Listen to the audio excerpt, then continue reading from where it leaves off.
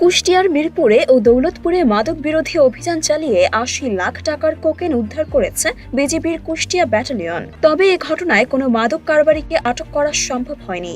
সোমবার সন্ধ্যায় কুষ্টিয়া ব্যাটালিয়নের অধিনায়ক লেফটেন্যান্ট কর্নেল মাহবুব মুর্শেদ রহমান স্বাক্ষরিত এক প্রেস বিজ্ঞপ্তির মাধ্যমে এ তথ্য নিশ্চিত করা হয়।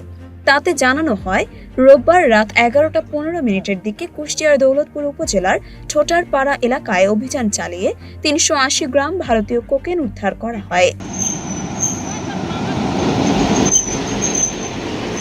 এছাড়া সোমবার মিরপুর রেল স্টেশনে মহানন্দা এক্সপ্রেস ট্রেনে তল্লাশি চালিয়ে আরও 1 কেজি 220 গ্রাম ভারতীয় কোকেন উদ্ধার করা হয়। এসব মাদকের বাজার মূল্য ৮০ লক্ষ টাকা।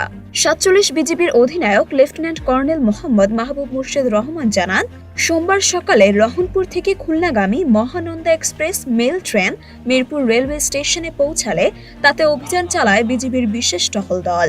এ সময় মালিকবিহীন অবস্থায় ভারতীয় 1 কেজি 220 গ্রাম কোকেন উদ্ধার করা হয়, যার আনুমানিক বাজার মূল্য ৬১ লাখ টাকা।